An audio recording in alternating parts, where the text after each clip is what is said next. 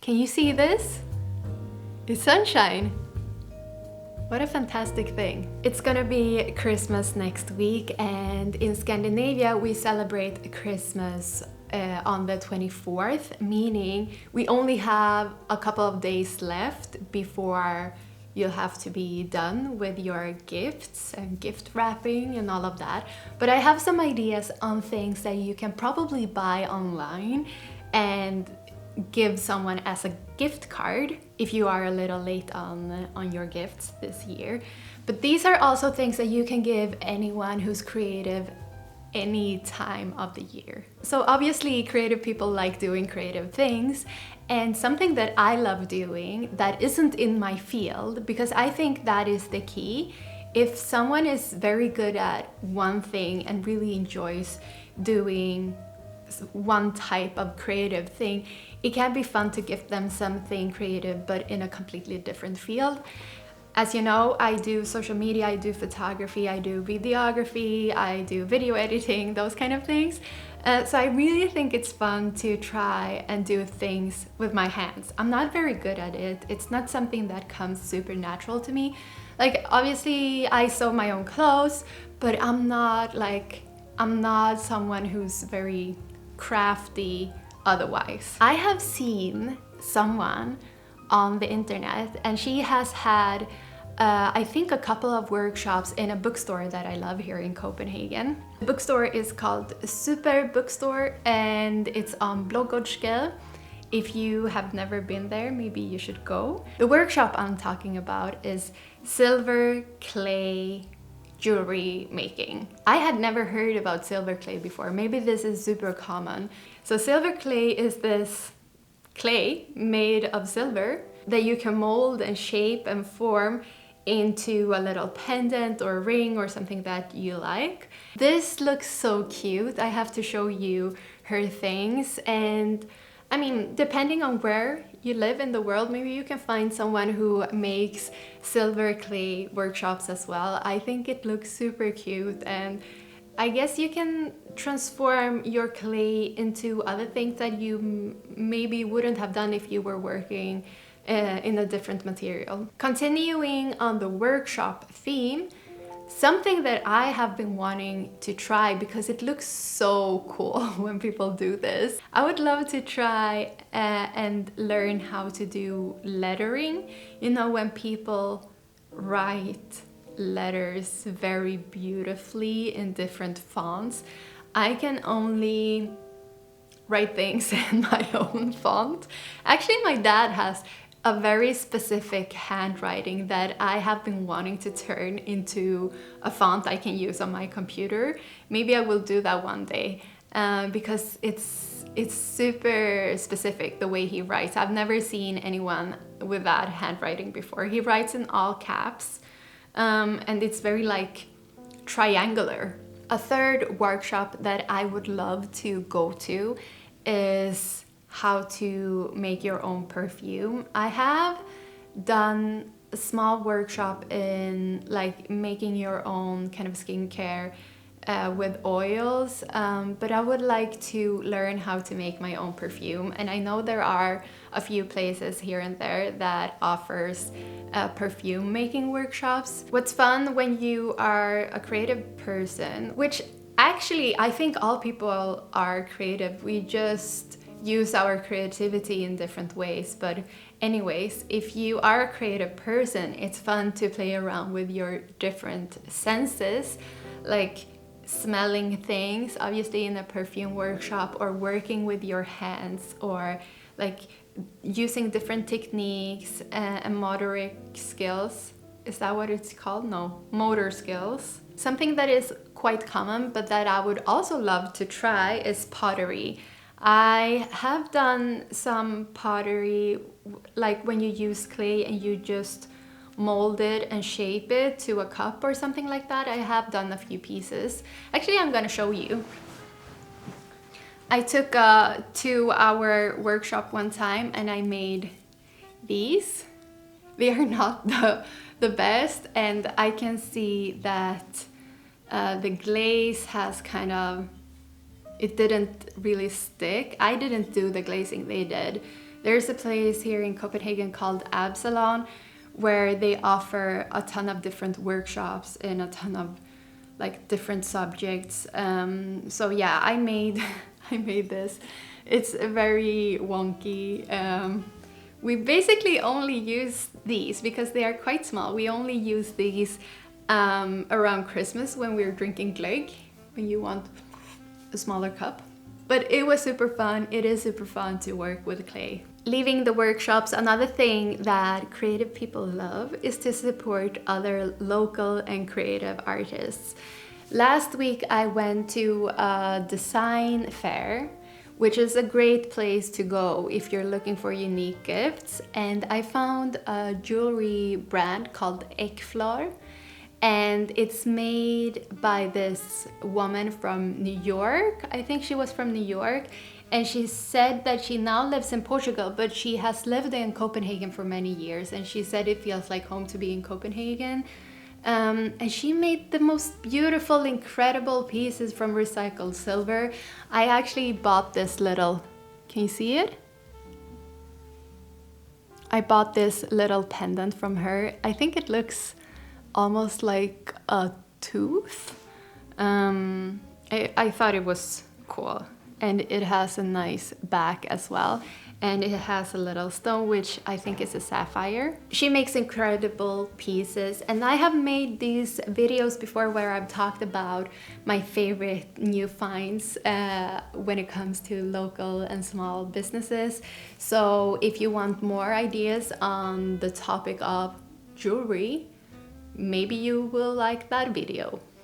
She had super nice pieces. I would love to have like a ring from her, and probably many rings from her, and maybe another pendant. She also had these pendants that were very like thin and very delicate that I really liked. At the same design fair, I found a brand that I've been following for many years. There is this Malmö-based brand. The owner is from Spain, and I think her name was Irene in Spanish.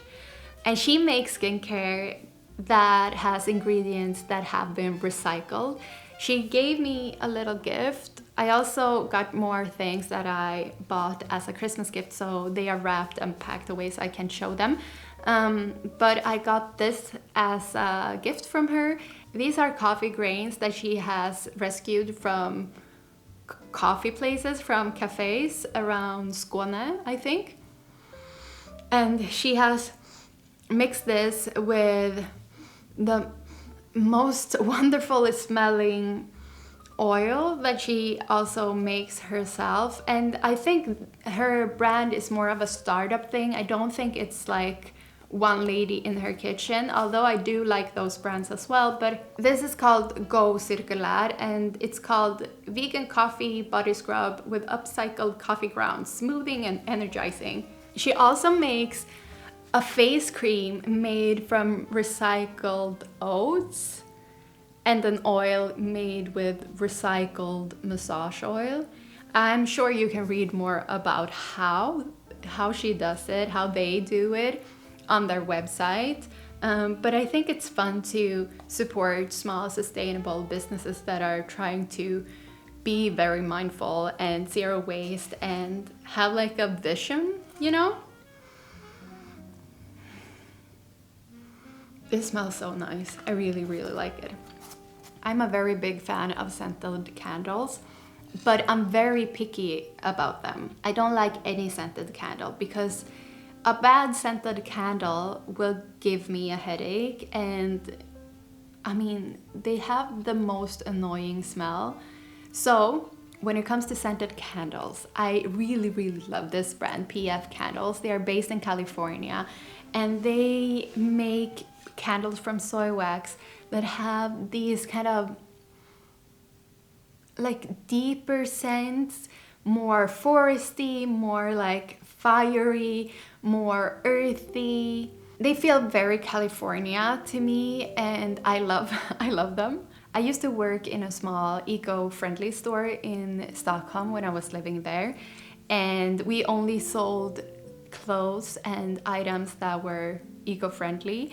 And we used to sell these candles, and they were always like a great gift for everyone. Whenever someone came in and was like, I'm looking for a gift to like anyone, that was like the perfect go-to. I think it's important to choose candles that are made from soy wax or beeswax or another natural wax. I don't like the synthetic plastic candles. I have also smelled some soy wax candles where the scents are completely off, so it's also important that the person who makes the candles understands scents, I guess.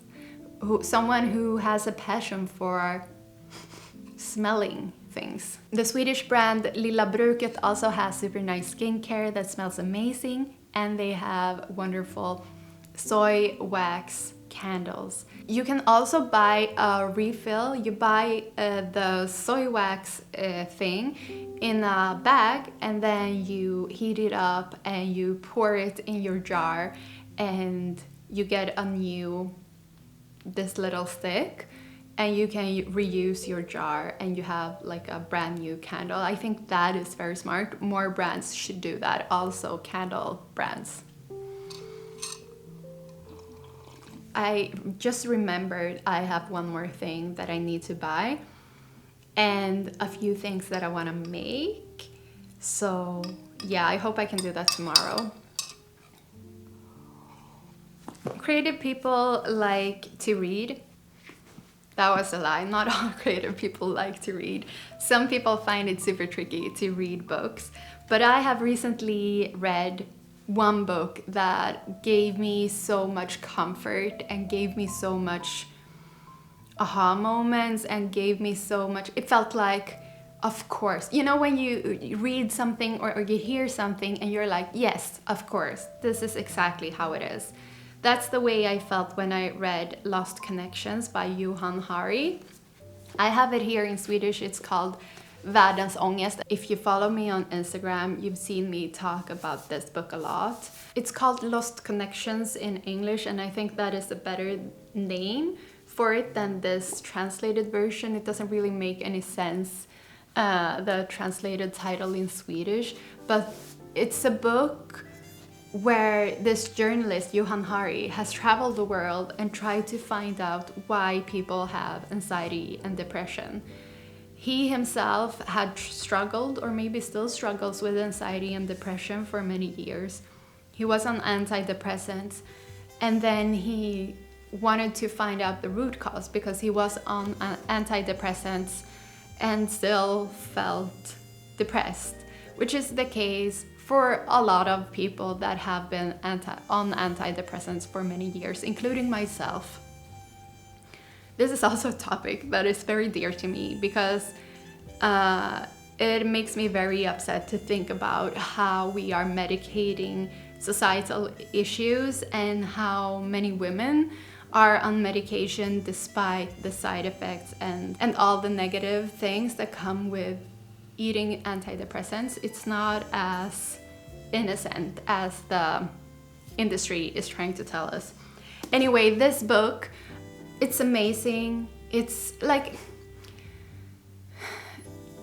I really love the chapter in this book where he makes a case of this community in Kreuzberg in Berlin where the neighbors really didn't know each other, and then they were gonna raise the rents and people started coming together, and this kind of community took form, and they started helping each other out, and they started looking out for each other, and suddenly people felt better.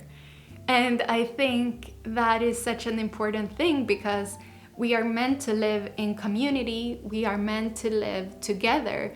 And this is something we say it so often, but we don't really, or I didn't really understand what it meant, like really, because I also live very isolated. I sleep in the same bed as my husband, but I don't have like a big community around me all the time. And that's what I'm used to, and that's what I've always thought that I liked. But what if we started living together closer to each other? And it made me think about how many spaces do I actually have where I feel completely safe showing up if I'm having a shitty day. I don't think I have that many places. So yeah, if you want to give a struggling artist or a creative person who sometimes struggles with mental health, I think this book is such a, maybe a lifesaver. It was amazing. It is amazing. And books are always a great gift.